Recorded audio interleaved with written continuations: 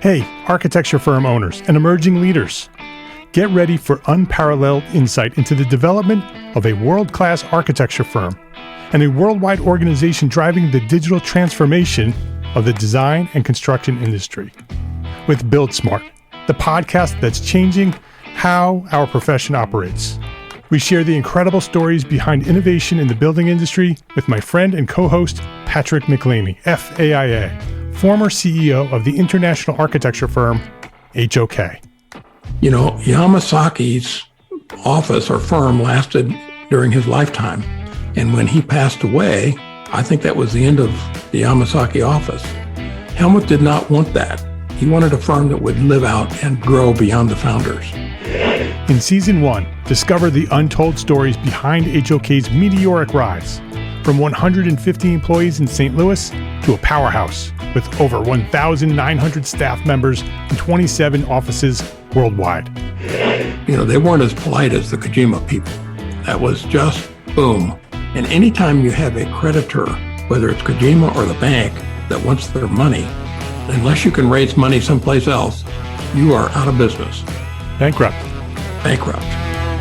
And hold on tight for Season 2, where Patrick takes us on a new adventure as chairman of Building Smart International, shaping the future of digital transformation in the design, construction, and operation of built assets.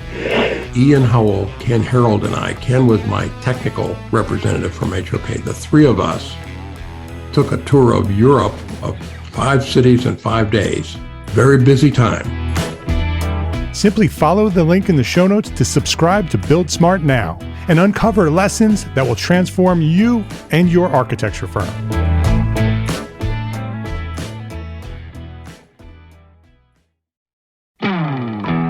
Hey, architecture firm owners and emerging leaders. Get ready for unparalleled insight into the development of a world-class architecture firm and a worldwide organization driving the digital transformation of the design and construction industry. With Build Smart, the podcast that's changing how our profession operates. We share the incredible stories behind innovation in the building industry with my friend and co-host, Patrick McLeamy, FAIA, former CEO of the international architecture firm, HOK. You know, Yamasaki's office or firm lasted during his lifetime. And when he passed away, I think that was the end of the Yamasaki office. Helmut did not want that. He wanted a firm that would live out and grow beyond the founders. In Season 1, discover the untold stories behind HOK's meteoric rise, from 150 employees in St. Louis to a powerhouse with over 1,900 staff members and 27 offices worldwide. You know, they weren't as polite as the Kojima people. That was just boom. And anytime you have a creditor, whether it's Kojima or the bank, that wants their money, unless you can raise money someplace else, you are out of business. Bankrupt.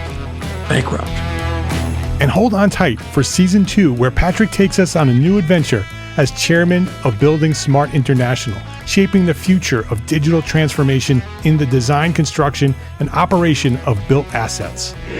Ian Howell, Ken Harold, and I, Ken was my technical representative from HOK. The three of us took a tour of Europe of 5 cities in 5 days. Very busy time. Simply follow the link in the show notes to subscribe to Build Smart now and uncover lessons that will transform you and your architecture firm.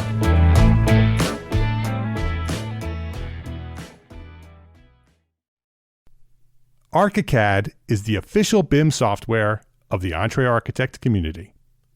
ArchiCAD BIM software enables design, collaboration, visualization, and project delivery no matter the project size or complexity. With flexible licensing options and a dedicated support team to guide us along the way, ArchiCAD is an ideal choice for firms and projects of any size. I encourage you to reach out and talk to the folks at Graphisoft by visiting our own dedicated webpage at graphisoft.com/us/EntreArchitect. There's even an exclusive special offer waiting for our EntreArchitect community. Go now to graphisoft.com/us/EntreArchitect and see how Graphisoft is positioned to help make your architecture firm a success. That's graphisoft.com/us/EntreArchitect. entrearchitect.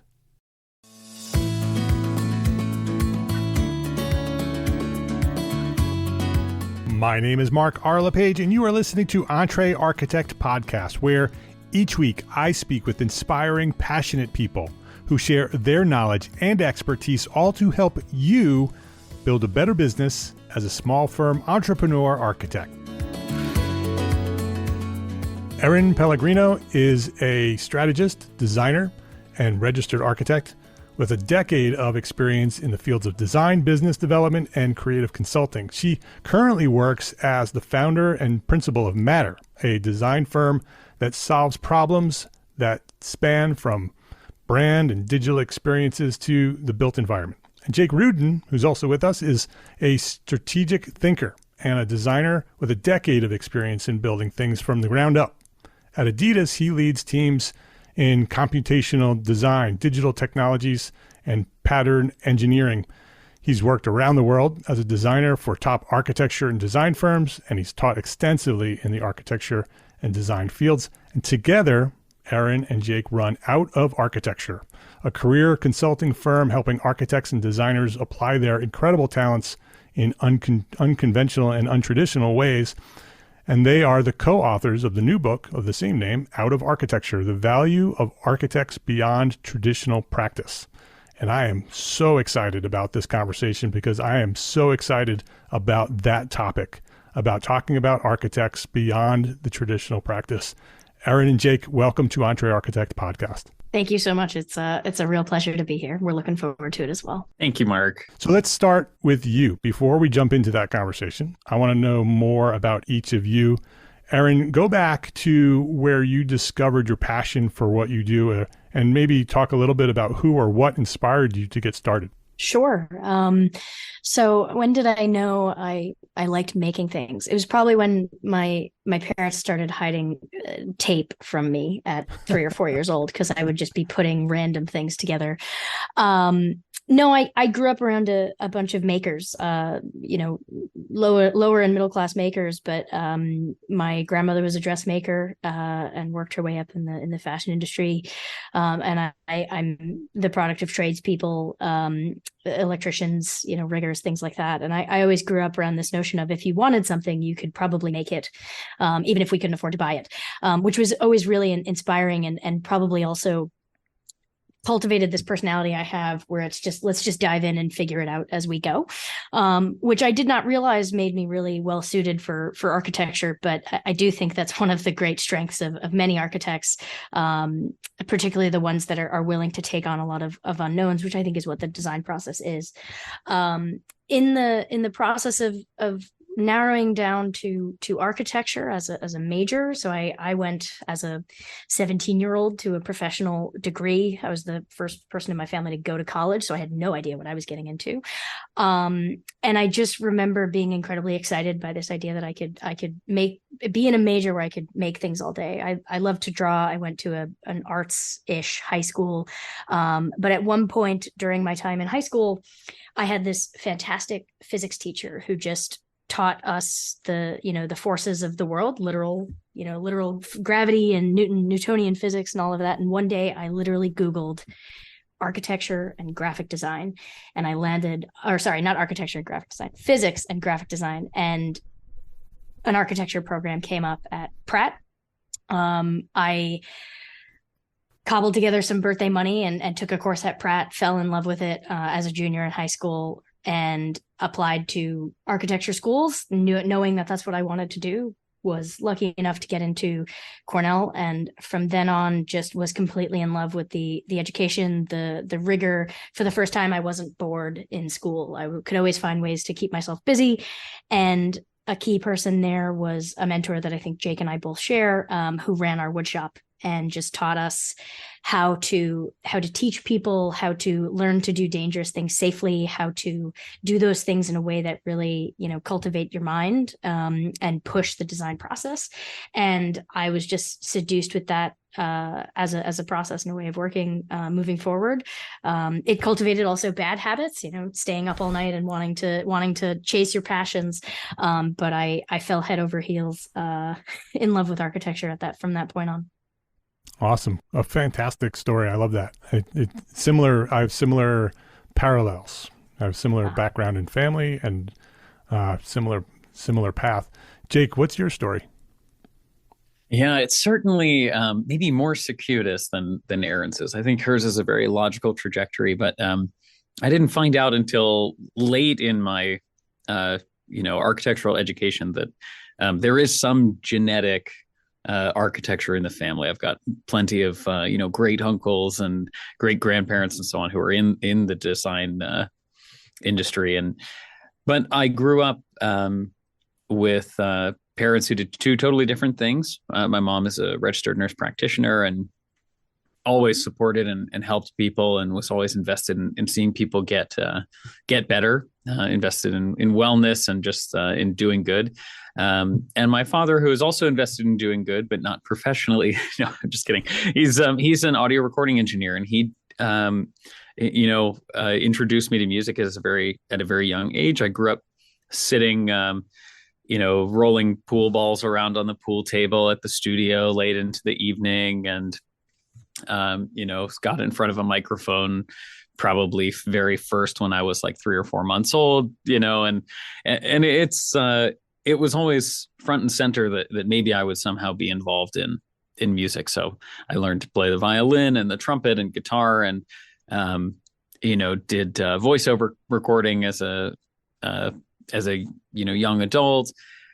And then I had this realization at one point, looking up on the awards shelf at the house, and thought, there's not really a good reason to compete with my father. And so I thought, look, I need to do something that I can be really good at.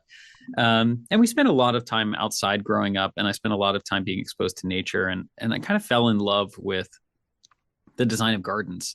So I thought I would be a landscaper. I grew up in a pretty middle class household, and sort of knew that there were some requirements that I wanted to meet in terms of salary and so on. And so when I looked up the salary of a landscaper, that really didn't meet those requirements. So the next thing I found was a landscape architect. I thought, this is really interesting. And the salary requirements weren't too much better, but it was an interesting confluence of design and nature. And as I started to explore these programs, I was drawn closer and closer to the architecture side of landscape architect, and ended up doing a summer program at Cornell University, where I went for my undergraduate degree, where actually both Erin and I went, and was immediately enamored with this idea that an architect was someone who can see the world in a completely different way, who can take things apart with their eyes, through drawing, through modeling, can build things back up, can understand that, the method of making something is almost as important as the result. And the way of getting to that end result can create so much joy that the final object, may or may not even convey, right? And that the process was so interesting. I had, had this exposure to objects throughout the course of my young life. And after this program, went back home and built a guitar with my father, and that act of making really kind of set in motion also my love of building things, whether it's furniture or buildings or now footwear. I have sort of matriculated beyond where I thought I would be in my career. I went through traditional architecture study, decided that through a series of events that traditional practice was not for me, partly because I was interested in such a wide variety of things that I wanted to really explore, that didn't necessarily fall neatly into what a lot of firms told me an architect was supposed to be focused on. So through some interesting opportunities to work at a young startup, and then move out to the West Coast, I ended up landing a role where I am currently, working full-time at Adidas, where I run those teams that you so aptly mentioned in computational design and exploring materiality and product manufacturing and all kinds of things that has a lot to do with what what I feel I took away from the architectural education that I was so fortunate to have. So that's how I found what I'm doing now. So how did you find each other, and how did Out of Architecture, how was that born? We have been very those good are friends. 2 different stories. Yeah. Yes, they're very different stories, but we talk over each other, and we're very comfortable doing that because we've been friends for a very long time. We started not liking each other, in fact, and butted heads because we're very different kinds of people. But from very different places. Yeah. Erin is from Jersey, and I'm from Nashville, and so my propensity to say hi and make eye contact makes me a real threat on the East Coast, especially in New England. But we met in school. We were in the same architecture class, and in first year, obviously, you were all thrown into the mixer together. We were both very independent. We ended up both really enjoying our time in the wood shop, so we interacted quite a bit. But we really became friends in what was kind of our first small business, which was developing this dragon for Dragon Day at Cornell, which is a 50-foot long, enormous structure. And Erin was the co-president, and I was responsible for sort of the construction management. And the reason I say it's a small business is because you're given the semester to sort of build finances through the sales of T-shirts, which have a graphic design that represents the dragon that's coming.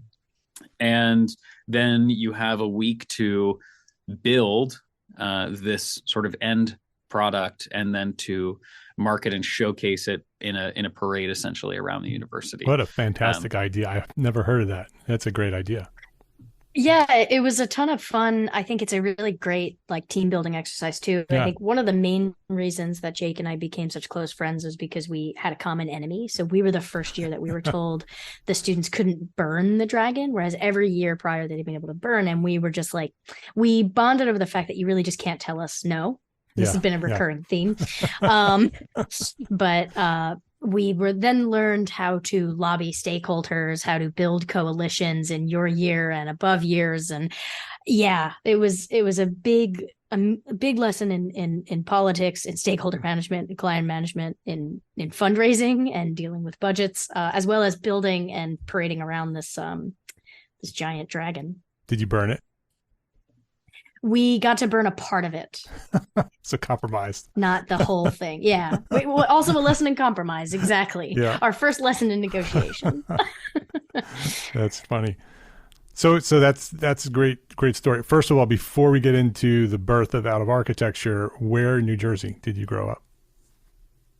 I grew up in Freehold, New Jersey, which your listeners will only know if they are Bruce Springsteen's fans, because that's the only thing that we're famous for, except malls.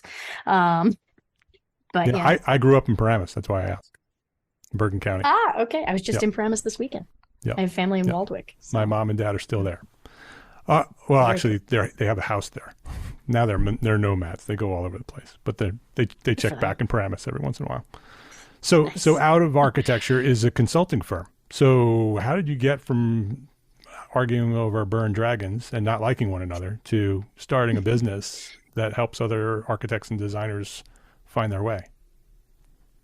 So we joked that we were each other's first clients, as well as close friends and even Jake's wife. I think a couple of things would be a common thread here. One, we were always complaining about things that we didn't like, or being told no, or things that we were just seeing didn't feel right or sit right with us. We were also incredibly passionate about the things we really liked to do. And when we saw opportunities to do that, I think we would constantly knowledge share and skill share and figure out how we could do more of that.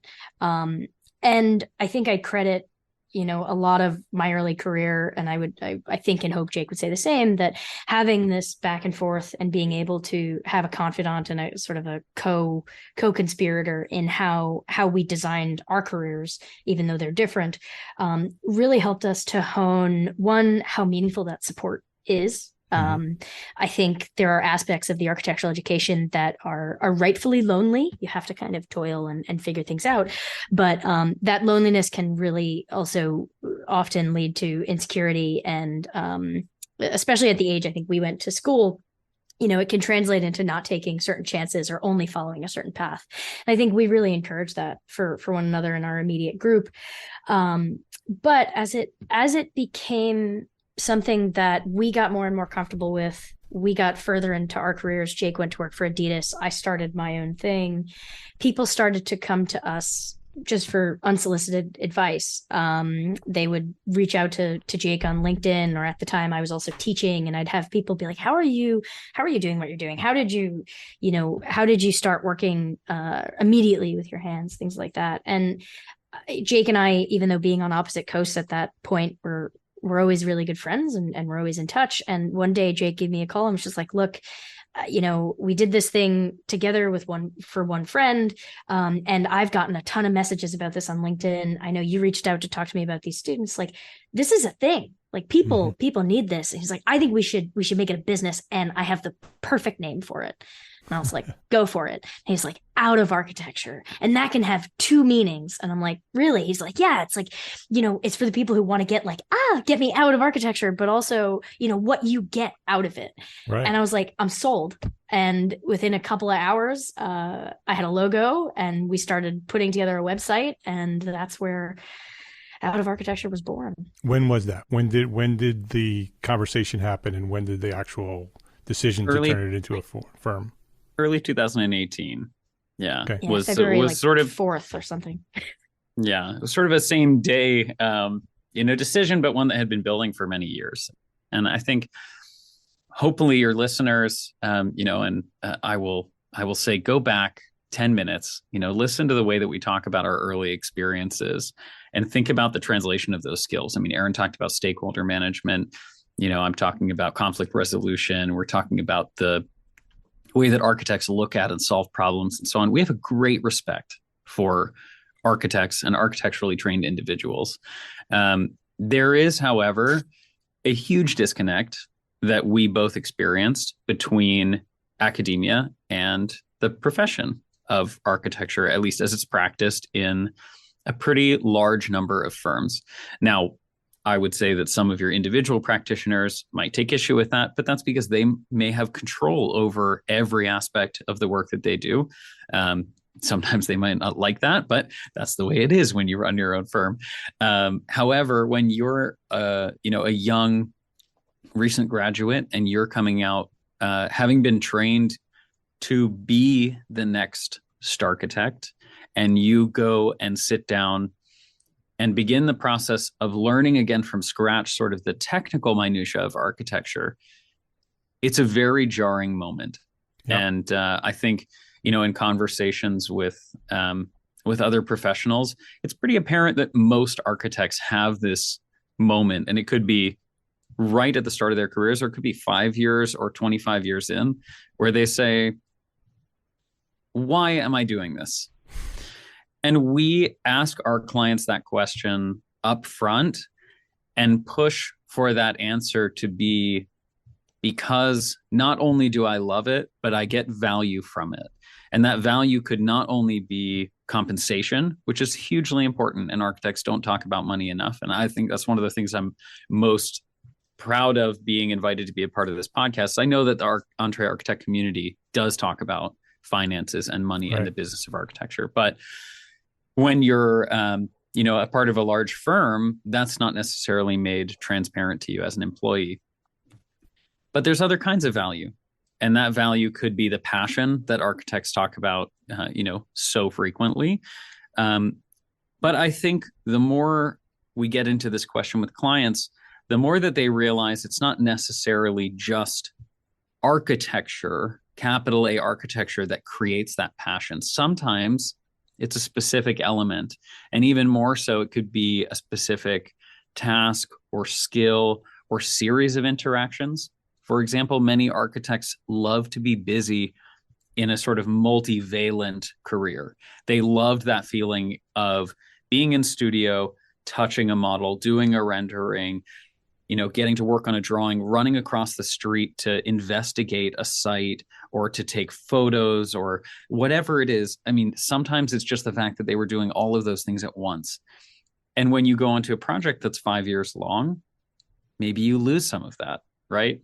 Maybe if you're deeply embedded in CA for months and months and months at a time, that's not the same kind of satisfaction. And to pull away those sort of long-lived assumptions is a big part of what we do out of architecture. Yeah.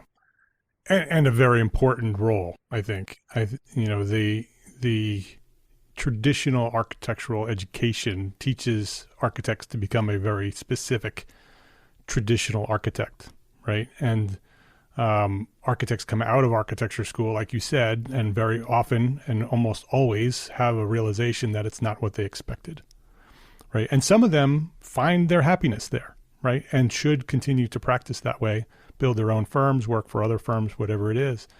But there is a very large percentage of architects that should not be traditional architects.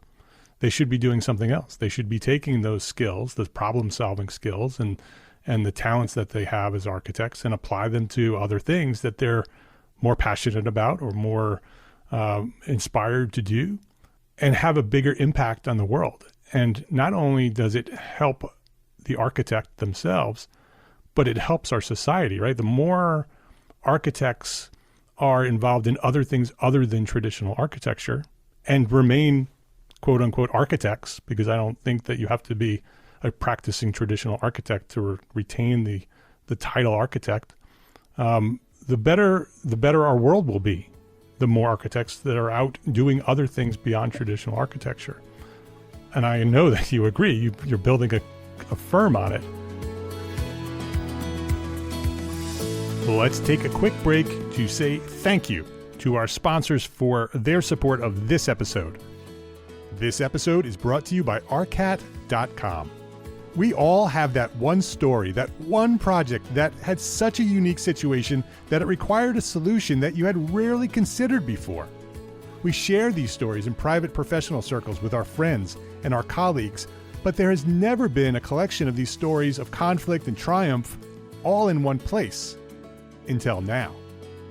Detailed is a podcast series that features architects, engineers, builders, and manufacturers who share their insights and expertise as they highlight some of the most complex, interesting, and oddball building conditions that they have ever encountered, and the ingenuity it took to solve them. Join host Charisse Lakeside, aka CSI Kraken, a senior specifications writer at RDH Building Science, as she uncovers lessons learned to help you navigate similar challenges that may arise in your next project. Detailed, an original podcast by ARCAT. Listen and subscribe right now at arcat.com/podcast. That's arcat.com/podcast. arcat.com/podcast. Detailed. Every building has a story. Please visit our sponsors today and thank them.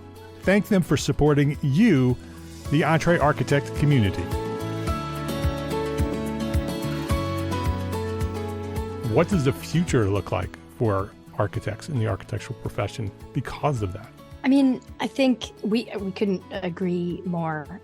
One of the things I realized pretty early on is that architecture can't save the world, but I do think architects can. I do think Agreed. The education we get, and I'm biased, is just the best possible education you can get, with the exception of really a solid business foundation, because it's the way we interface with society in order to have the agency that we are skilled to embrace, right? I think it's hard to say what, for me at least, the future will look like, but my hope for it is that simply by having conversations like these, not only can you design a career or how the type of architect one wants to be with the skills you get as being an architect, but that we can also collectively design the profession or redesign the profession or modernize the profession. I agree with you that, there's going to be no reduction in the need for traditional architects who solve problems that are inherently somewhat traditional, but problems of the built environment. And that will change and transform over time. But there will always be a core subsect, I hope, of thinkers and architects who are involved in that conversation. But the world and society around us is becoming, so globalized and so different. It's hard to even say there are certain jobs that people born now will have, 15, 20 years from now that don't exist right now. And that to me is really exciting. And in order to plan for that, I think we need people who know how to ideate and make something out of nothing. That's what architects are trained to do, right? Whether it's a building or a shoe or, a workplace strategy, right? I think that skill set is so incredibly useful. But if we educate people and only say, this is with what you just learned, this is what you go do, it feels really limited and unnecessarily limited, especially when the practice and the field is becoming more diverse, has different needs, and frankly, I think can stand to gain a little bit more agency in society that extends beyond, stamping drawings, which for some people may be the ultimate goal. Right. But for others, it's utilizing these skill sets in ways that give them, the most satisfaction and allow them to have the most agency.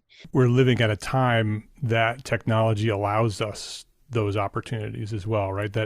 That 20 years ago, and when an architect chose to be an architect, you became an architect, and that's what you did. And you worked at a firm or you started your own firm. Today, there are dozens or maybe hundreds of opportunities for architects to do other things other than that traditional architecture. I actually see it as survival of the profession, that if we don't start thinking that way, and I think that the existing generation is already thinking that way, and the future generation that's coming is doing that natively, right? They're thinking that way already before they even get here.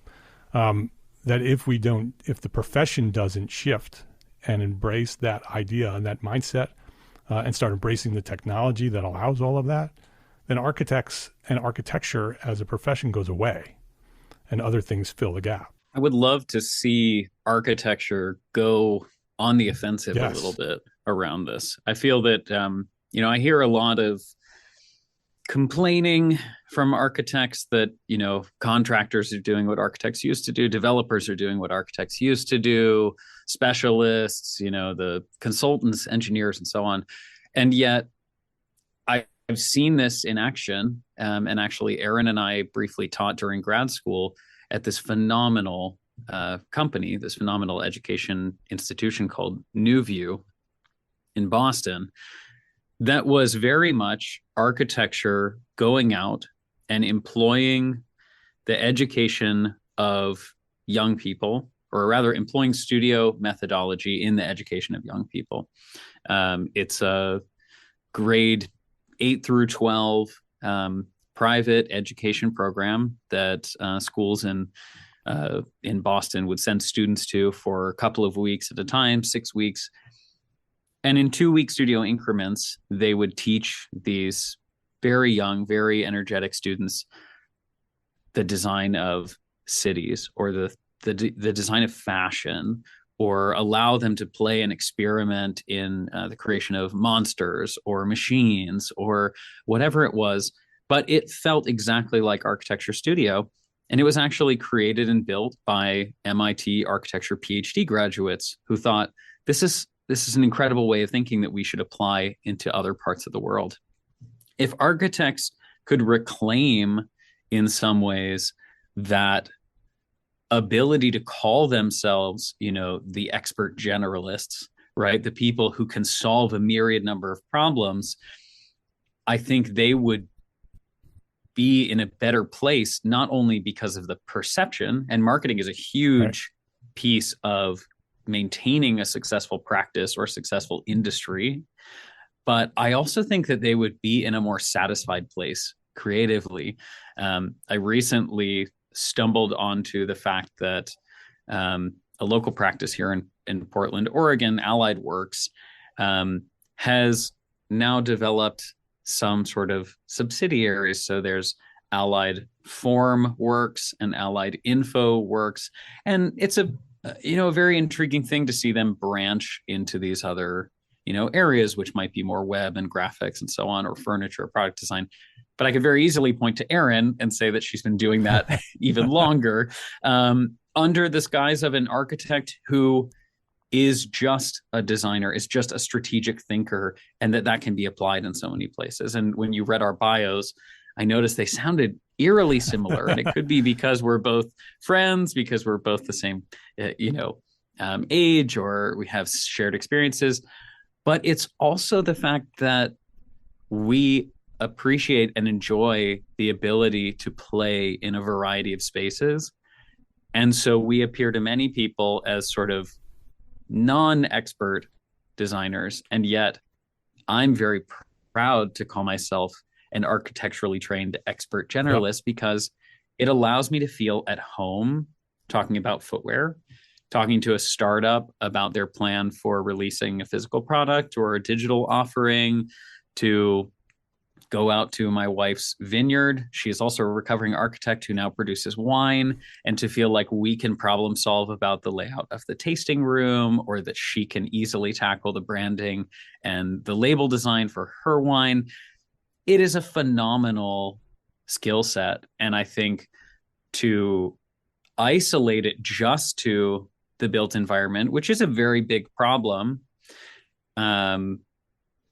is also at the detriment of allowing architecture out into the rest of the world.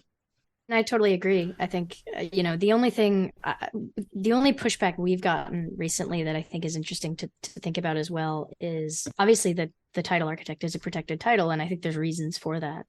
That's exactly where I want to go. Okay, cool. All right. So we're doing the transition well. But I also think that part of that, there's like an intrigue and a mystery around the title. And I'm proud to be an architect. I fought really hard for it. I have a lot of issues with the licensure process. But I also think we're not capitalizing. If we talk about, going back to what we were saying earlier, this idea of like taking a more active approach and a more active role and going on the offensive, a lot of people do not know what architects do.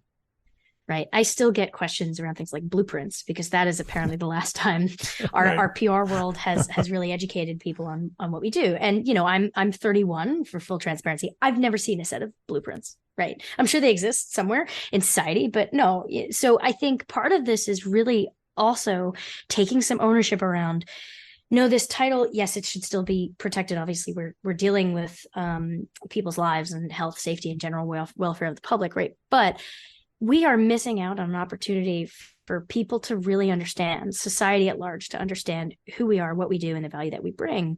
And you can do that on an individual basis. And I love talking to people about, you're an architect, but you can also make websites. And a lot of the time this dovetails into the work that we're doing. And you can also talk about how we're going to deal with fundraising and all this stuff. It's like, yeah, because I have a unique set of skills based on this education that I got, as well as, the way the profession is set up, that I was able to hone all of these different skill sets, and have a network that also has, equally different but useful skill sets. And I can translate that into an idea that starts from nothing into something. We don't do a good job collectively really explaining the problems that architects solve, and the critical thinking and the creativity. I think we live behind this air of mystery, which is cool and exciting, but it was like cool and exciting for me for like 9 months. Like, yeah, I'm an architect. Right. Then what? Right. It's like ... Yeah. So yeah, that's kind of where I land on that. I think that the title of architect, right, is something, like you said, you even used the words, I fought hard for that, right? That's something that architects often say. And I think that's a barrier to them moving out of architecture, because they do work so hard to become an architect, and they go through the licensing process and they become an architect, or even not going through the licensing process. It's still difficult to get to that level, and to even consider leaving quote unquote architecture is part of the problem. They're afraid to lose their identity as architects. And I think that is such a detriment to the profession, that there are architects who should be doing something else, making the world better through the skills they have, and they don't do it because they don't want to lose the title, right? And I hear that all the time. And that's, so for me,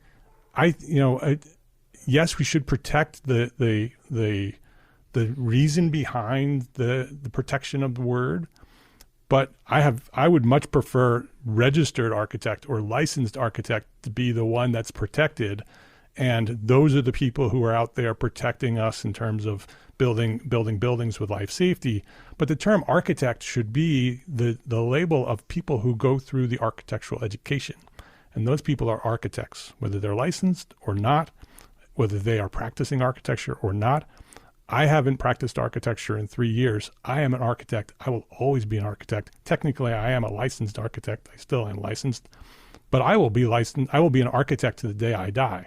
I worked really hard at it. I identify as an architect, and I will always have the skills and the talents of an architect. And I'm applying that to the things I do every single day.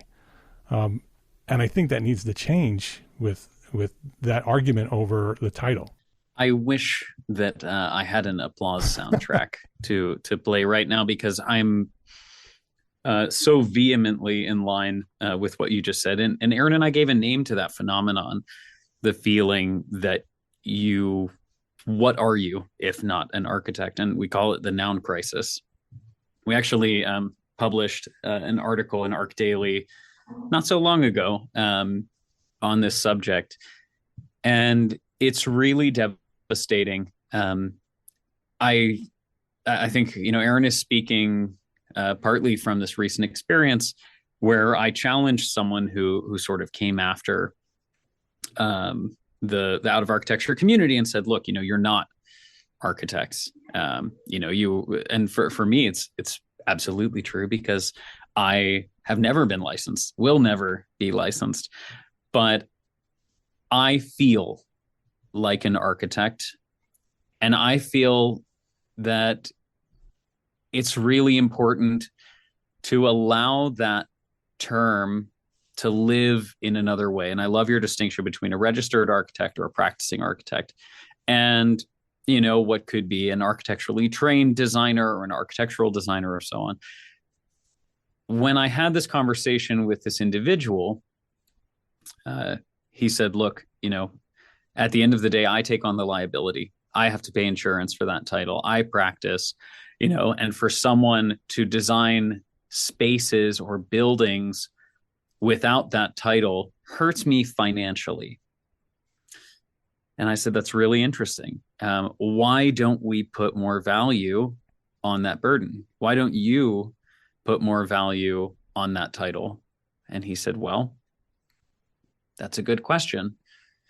He said, I think that, for me, I kind of assume that the client's going to understand that, but they don't, and we haven't done a good job communicating that value. I said, okay, well then why stay? Why are you still an architect when you say so clearly that you could leave, go work for a developer, you could go take investor money from a VC and start your own startup and perhaps, do whatever kind of, flippant design you so vehemently oppose? And he said, I don't know. And I said, well, you'd be a great client out of architecture, but and he said, don't count me out. So I think it's interesting that we push so hard, that we fight so vehemently for these titles, and yet we don't really think deeply about what we're getting out of our own profession, right? What we're getting out of architecture. And I am completely in agreement with you that I think worrying about that rather than worrying about communicating the real value that we bring to the world is a huge problem. We should not be arguing against one another. We should be supporting each other. And I left the conversation with this person telling him, look, when I go and wander around the halls of Adidas and tell people that I was trained in architecture, the impact that has when they go to work with a licensed architect is huge. Because when they see me producing beautiful, innovative, strong selling footwear products in an environment like this, and they value my skills, they go to the next architect, licensed or not, and they have a different opinion of that person and of the background that we all share. And I think that's really powerful. The profession has a lot of work to do, obviously. The brand architect has a tremendous amount of work to do. It is not the AIA's responsibility to do that, just for everybody out there who's complaining that AIA is not doing their job. That's an individual architect's responsibility. That is the thousands of architects, tens of thousands, hundreds of thousands of architects who are out there. That's their individual jobs. We should all be telling the story of what we do as architects. And that cumulative story will start fixing the brand of what architects do and start solving that problem. Standing around and waiting for that to happen by somebody else is not the answer for that. No, not at all. Completely agree. And this is an interesting place for us to bring up this book that you mentioned, because it wouldn't be a good product shill if it didn't have a good segue.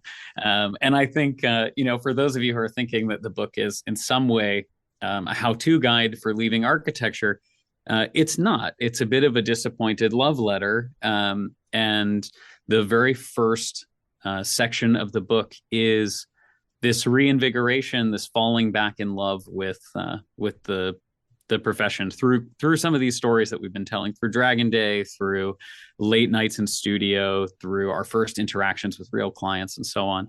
And I encourage skeptical architects who are listening to this podcast to pick up a copy, either the audiobook on Audible for those of you who enjoy listening to things, or a physical book for those of you who are object fetishists like myself, and need to have something physical in hand.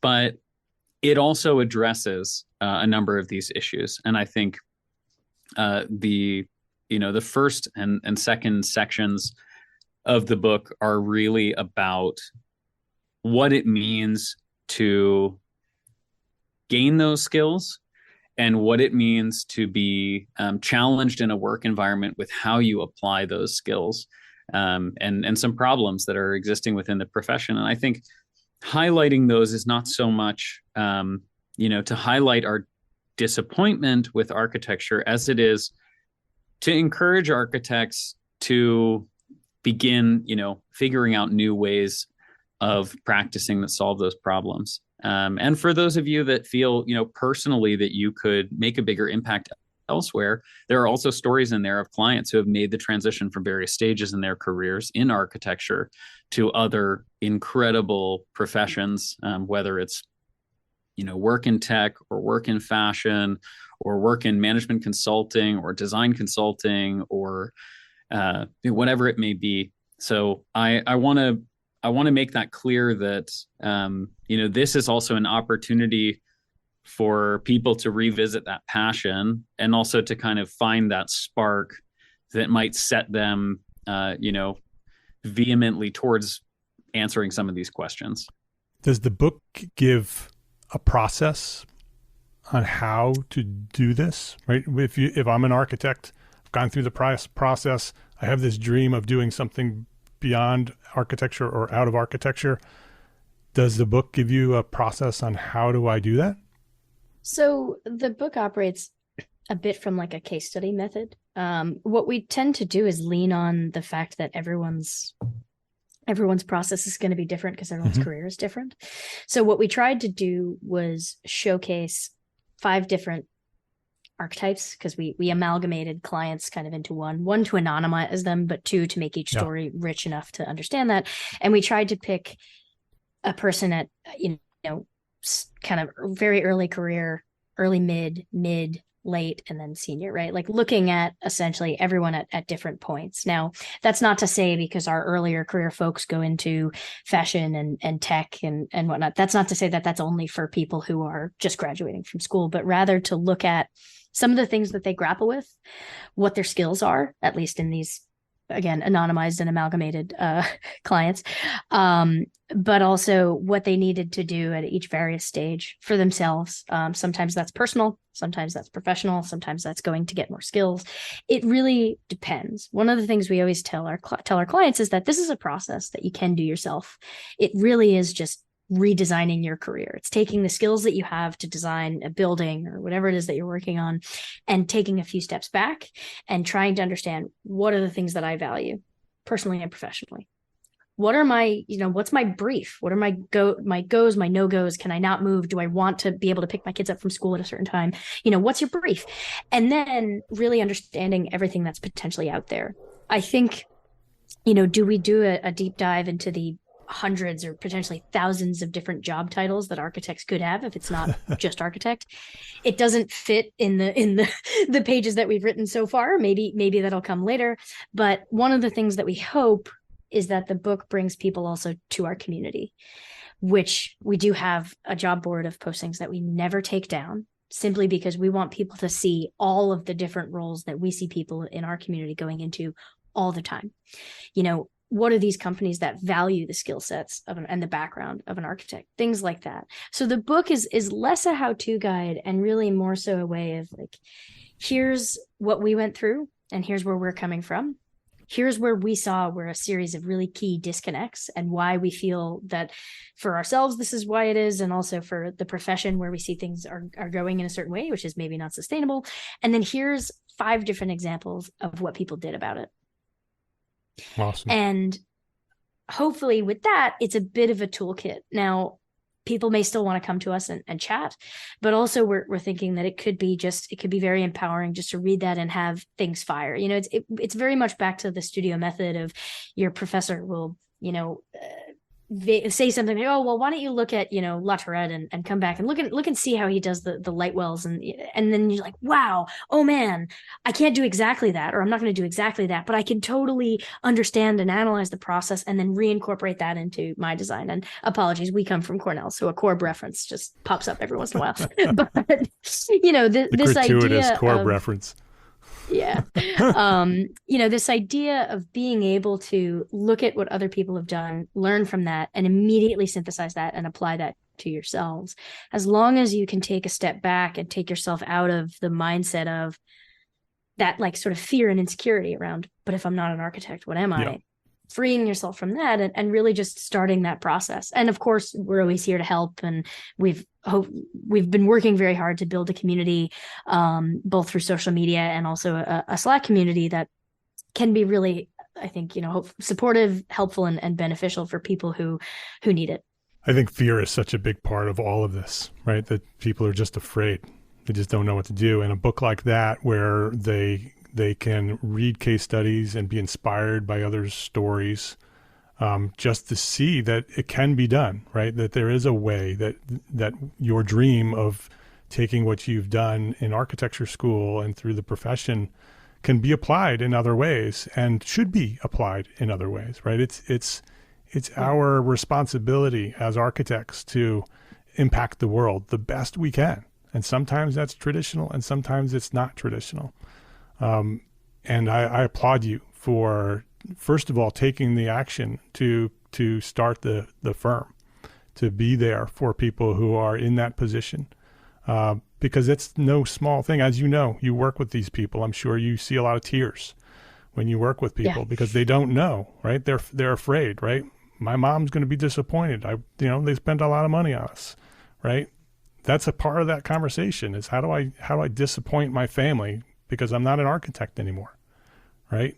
I think anybody who's worried about that needs to go have a look in Google sunk cost fallacy. Yeah, right. This idea that because you've invested something, you're beholden to that decision forever. And I think what we see is architects can carry such a high percentage, 95% of what you've learned can translate into another role, into something that's adjacent to the traditional architectural practice that benefits somebody and that gives you some new invigoration.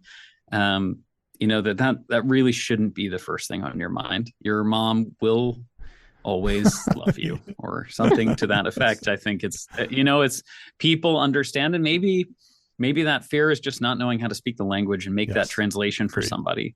I think it's not that difficult to explain at a glance the mystical behind the scenes of what an architect really does, which is solve problems. And if you go to another place where that's a part of your work, it's not really lost. My parents didn't really know what I did in architecture school. They don't really know what I do now. They still love me. They think I'm some sort of engineer of some sort. So, well, I think this. Oh, go ahead, Erin. No, go ahead. Go. I would just say that I think, there's different aspects of fear. We were not necessarily prepared for some of the super emotional conversations. Sometimes it's around fear. Often it's around burnout. And a lot of times it's also around like really awful injustices. We've had clients who've come to us and they're homeless and they're working, but they're homeless because they can't afford with the salary that they're making to live in the city that they're working. Right.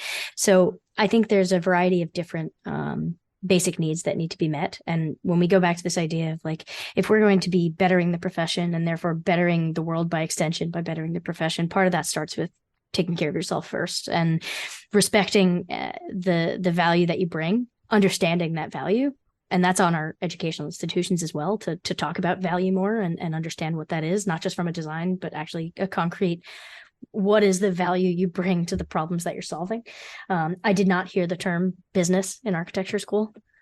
Right. I just didn't. Yes, service-based industry, people would say that when you wanted to design something really highfalutin and a critic wanted to call you out on it. But I think doing that more, it starts there.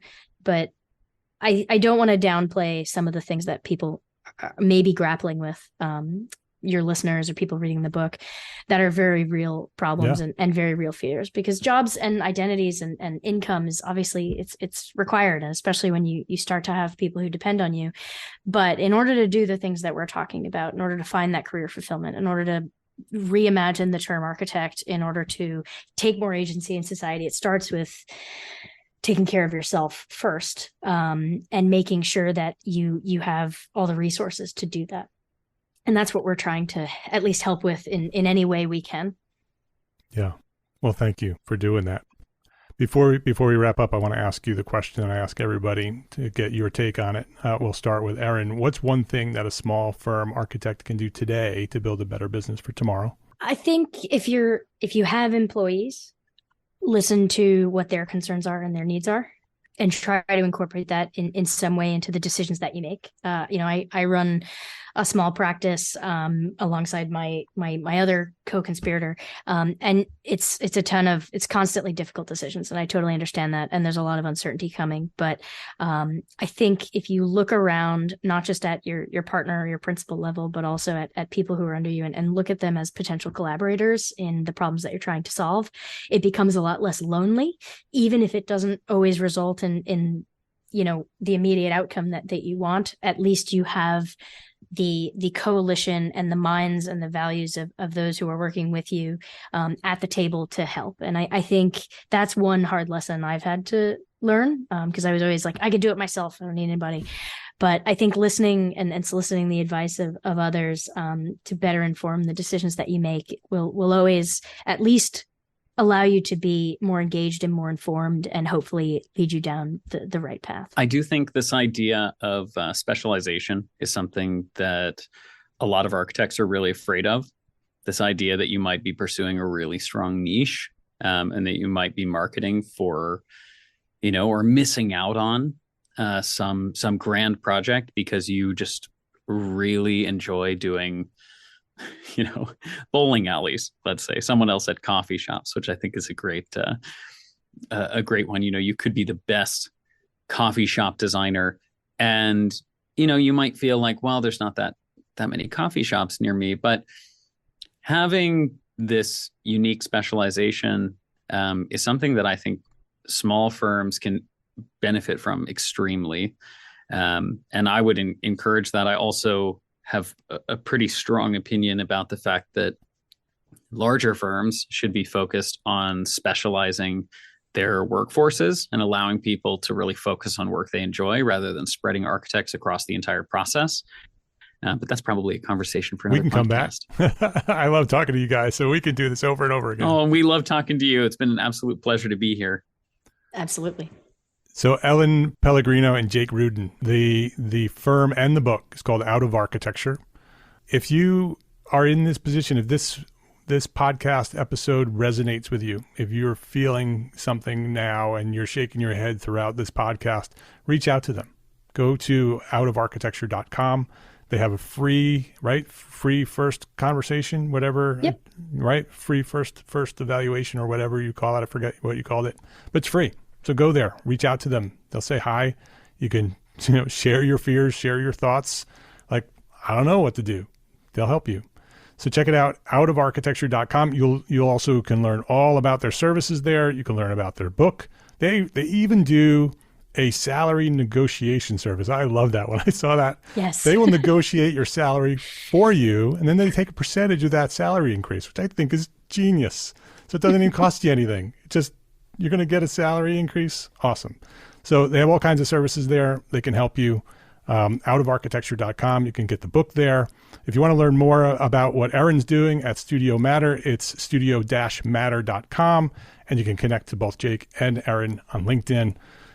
Erin and Jake, I appreciate you for the work that you're doing. You are shifting the world by shifting the profession. You are making the world a better place through the work that you're doing with architects.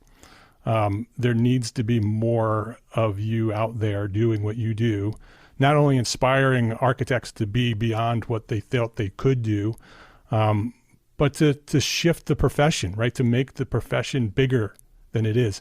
What you are doing and what I am doing and what others are doing does not hurt the profession, right? It helps the profession. It grows the profession. If you can take architects and push them beyond the traditional architecture firm, you're actually making the world so much better and reinforcing the profession. And so I thank you both very much for the work that you're doing. Thank you so much, Mark. And I will just say that there are more of us. We have now grown to about 5 advisors. And we are always happy to talk to people who are interested in supporting the community. So if there are people, you've had podcast guests who would make fantastic mentors to people who are in that position of questioning or struggle. And we are so grateful for the opportunity to be able to support all of these people. So no, thank you for the platform that you've created and for having us on. And yeah, special thanks to all our clients who are brave enough to kind of come to us and share this information and then allow us to jump on a podcast and talk about it. So yeah, it's awesome. Thanks for the work that you do. And thanks to you for coming by here and sharing your knowledge at Entre Architect Podcast.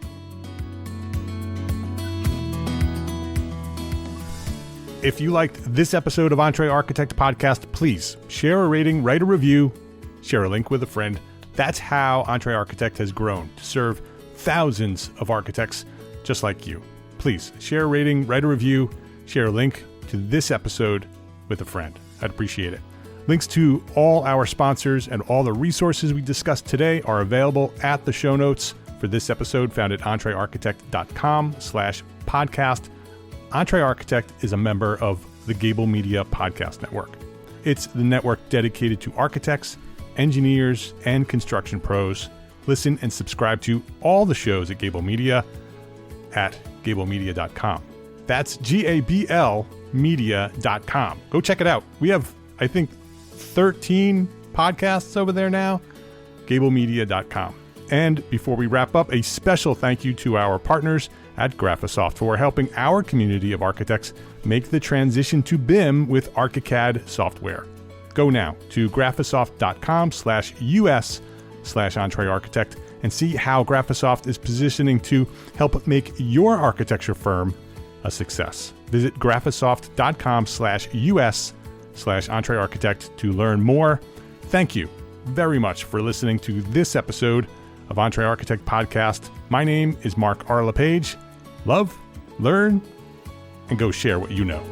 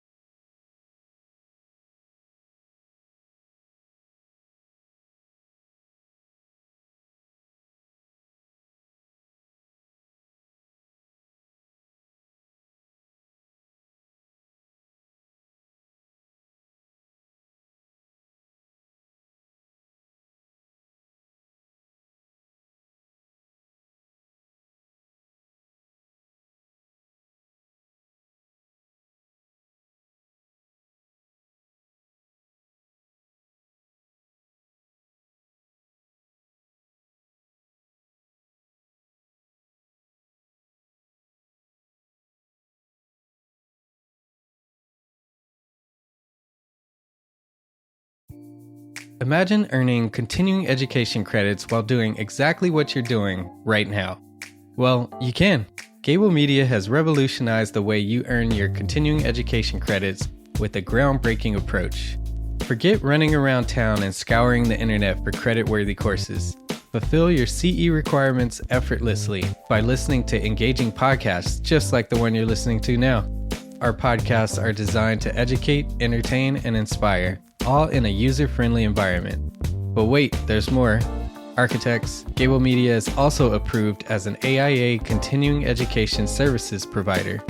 Upon completion, we handle everything, from reporting your hours directly to the AIA to storing your certificates in your personal Gable Media profile for your self-reporting needs.